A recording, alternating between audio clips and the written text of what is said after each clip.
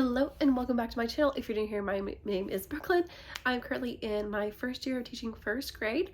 I have previously taught third grade math and science for about 2.5 months to 3 months after a teacher left mid-year, and then I've taught kindergarten for about the same amount of time, 2.5 months, while a teacher was out sick. And this is my first year teaching, starting at the beginning of the year with like my own classroom that I'm starting. So even though I've taught a few times, this year is the year that I'm actually going to get my license, and I'm working towards that. So I've had a lot of people ask me how am I teaching without a license? I did not do student teaching. I started this channel whenever I was going to Western Governors University online, and most people that have been watching since then know that I did not do student teaching. I got a bachelor's in educational studies with a focus in elementary education, which is a degree that does not require student teaching and an internship or anything, or residency. So because of that, and I did it completely online, I technically could not teach with that degree. So a lot of people are like, how are you teaching now? So thought I would go ahead and just let y'all know the avenues I've gone through in the past, what I'm doing this year, how it's going, and if I think I'm able to achieve it, and just a little more about that. So let's get into it. So like I already said, my degree did not allow me to teach right away. Whenever I took my third grade teaching position, that was the first one I took, I was actually teaching at a preschool / daycare in the daycare area as one of the teachers for them, because you didn't have to be certified. And then I heard about this opening. I had already put my name into the school board. I was like, hey, if you have any openings, this is what I have. I don't have my my license yet, but I didn't know if there were any strings we could pull. So I got an email saying, hey, this school just had a teacher quit. Would you be able to come in for the end of the year? And I was like, sure, but I don't have my license. They're like, yeah, we can take care of that. So I am currently living in Tennessee. That is the only place I've ever taught. And in Tennessee, you can do a teaching permit, which is if you have a degree, any kind of bachelor's degree, and have passed your state tests, which for Tennessee are the praxis exams. If you passed those in your content area, which I went ahead and did as soon as I graduated, just in case, because I wasn't sure if I was gonna have to do student teaching. I had already done both of those, and if you've done both of those, you can go ahead and get a teaching permit, and it is a year-long permit, or for one school year, so not one calendar year, one school year. So because I started that in February, ended in May, that counted as one whole year, even though it was only for a couple months. But with that permit, during the first year, there's really nothing that you have to get done. They might want you to do some observations and stuff, but my school never made me, or my district, so literally it was just a whatever of getting my transcripts from my college sent in, saying that I had decent grades, and then showing that I had proof of those exams that I had completed, and the school board recommended me for hire. And once the school board recommended me for hire, then the state of Tennessee issued me an emergency permit. So flash forward to the next school year, I did not start off teaching. I went back to school for a little while for another completely unrelated degree. It was a Bible college degree that I wanted to finish up a few classes on. It was not accredited, so it really didn't have anything to do with my career, but I finished up what I needed to finish up there. So then I came back home and started looking for jobs. I knew I still had 2 years left of a permit I could use. So I was like, okay, let's see what I can do there. And I essentially got into the subsystem in this area, and was just kind of trying to build those relationships with the teachers and the principals in this area, as well as I was constantly applying for any kind of job that came up at all that was academic or teaching related. And I ended up getting a job about 45 minutes from my house for that kindergarten teaching position that a teacher got sick mid-year. She got sick mid-November or early November. I did not get the position until the 1st of December, I think, I want to say. And I worked throughout December and January in there, and at the end of January, beginning of February, my contract was supposed to end because it was just supposed to be while the teacher was sick. They asked me to extend, and I declined, and instead went back to substitute teaching because that classroom environment wasn't really, I didn't really jive with it, let's just say that. It was not where I needed to be. But anyway, so that counted as my second year of teaching. So same whole process, I had already sent in my transcripts and my test results to the state, so I did not have to redo that. But I did have to get another recommendation for hire from the school board that I was going to, and they had to send it in. And actually on both of those also, like, the school board had to show that they had like tried to recruit people who were credentialed and had their credentials to teach, but they couldn't get anyone. So they had to like send in like the flyers for the job fairs and like send in how long these posts had been active and like hadn't had any interaction with someone who was certified. So that kind of thing. So it really was by luck that I was able to do this, and the teacher shortage, because if there wasn't a teacher shortage, I would absolutely not have been able to do this because I technically was not qualified in the state's eyes. And if someone else who had had a certificate had applied and been rejected, even though they technically were like the better candidate, if say the principal didn't like their personality, but they liked my personality even though I wasn't certified, the state would still say you have to pick the person who is already certified. So it's like a lot of technicalities and stuff. Really, I kind of just was lucky enough that I was looking for a job during a time when they didn't have people. So that's how I got those two jobs. And then the position I'm in right now, mid-July, well actually at the end of the school year last year, I kept getting emails and text messages from people at this school that I had taught third grade at saying, we have a bunch of positions open. Do you want to come back and teach? And I honestly did not know if I wanted to come back and teach because I had had such a bad experience beforehand teaching kindergarten. Third grade was great. Kindergarten was a mess. And I wasn't sure. I was working at Disney World and I really loved that. And I do have a lot of regrets about coming back, but we're not gonna, that's a whole different video. But essentially by like mid-July, I was finally like, okay, you know what? Let me email this principal and see like what her, like what, because it was a new principal, so I was like, let me see what she's about.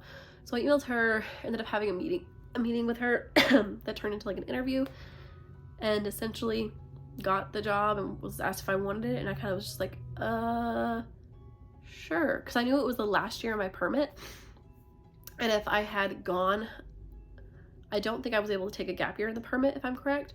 So if I had not taken this position, I would have had to go ahead and do student teaching and everything, which I knew I didn't want to do. Just because I like can't teach and do student teaching and not get paid, like, and had to do a second job on top of it. That just wasn't an option for me.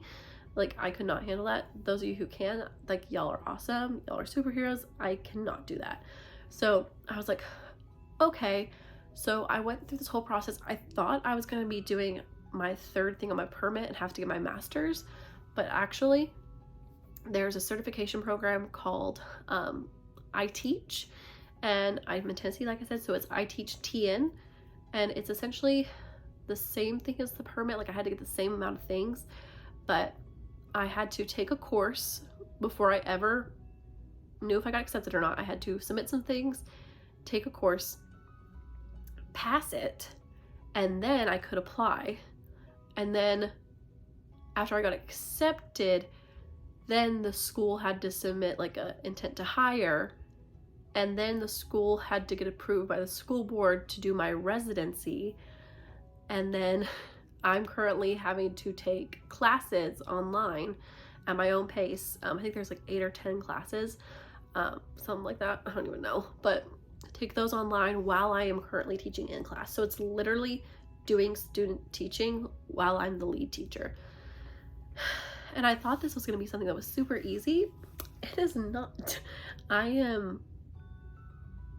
So, but anyway, that's how it got here, teaching without actually getting my license. But now let's go into like the technicality of where I'm at right now and like how it's going, because I am paying every month for this. It's like $300, it's $280. I'm just gonna be transparent with you. $280 a month that I pay. The school board does not pay for it. You have to pay for it. And then and it doesn't come out of my paycheck. Like, I had to pay for it out of pocket after I get my paycheck. So there's that. And then the classes are at your own pace. And I got 2 or 3 of them done before we even started school. and they were really easy.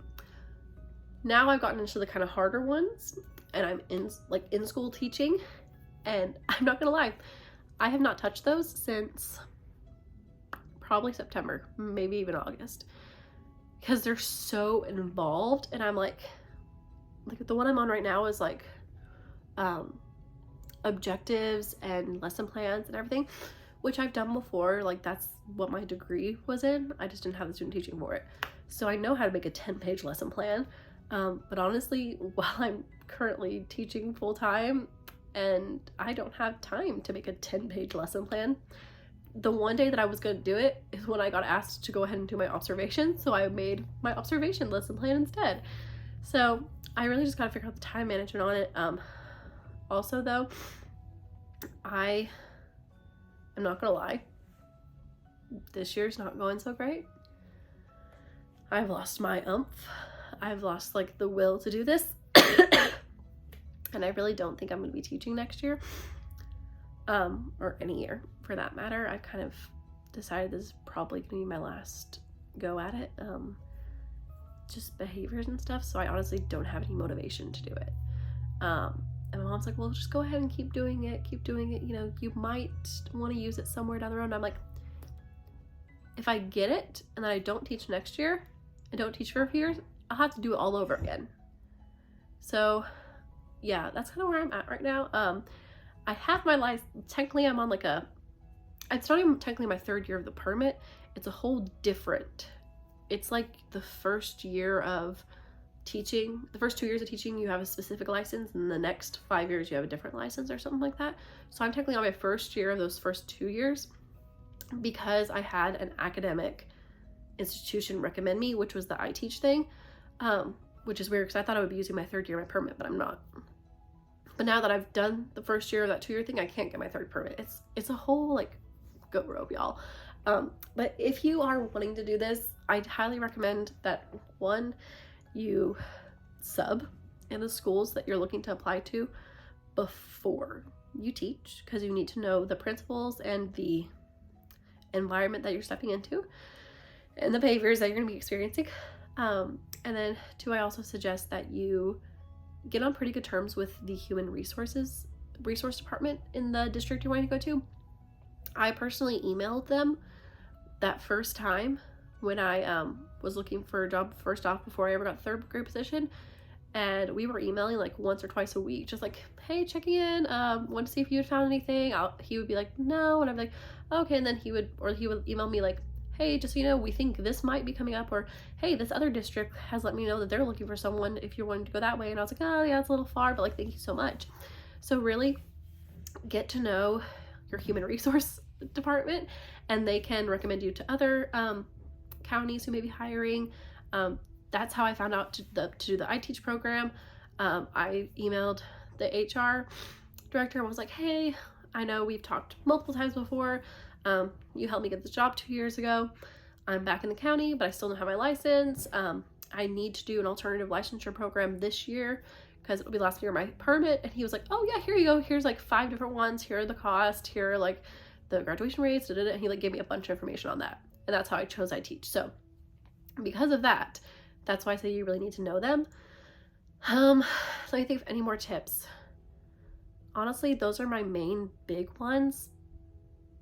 But I also think before you decide to do this, if you can do student teaching, I would say do student teaching just so you're better prepared. Although I've heard horror stories of like people who got like a really bad mentor. But we currently have a student teacher in our grade that one of my other teachers is mentoring, and like she is like the sweetest thing. I think she's enjoying it, and she seems to be really getting a lot out of it. 3 of the people on my team, myself included, did not do student teaching, and 3 of them did. So we really like are like an even basis. So don't think like you'll be totally out of place by not doing student teaching. Honestly, in this day and age, there's such a teacher shortage, they're literally taking anyone they can. So that's sad to say, but especially if you have a background in education, such as preschools, daycares, or if your degree is in it, is in education, you just don't have your license, I definitely think an alternative licensure program would be something that you could look into. But yeah, so that's essentially how I got my license, where we're at right now, and where we're hopefully going in the future. I have no idea. I do have an associate's in business administration, so I don't know if we're going to want to take that to a master's in marketing. I really love marketing, so maybe that's what I thought I was going to do in high school, and I ended up not doing it. So who knows? We'll see where it takes us, but I'm going to go ahead and sign off for now. So thank you so much for watching. If you're not already, don't forget to leave a like and subscribe to my channel to stay updated on all the content that will be coming soon.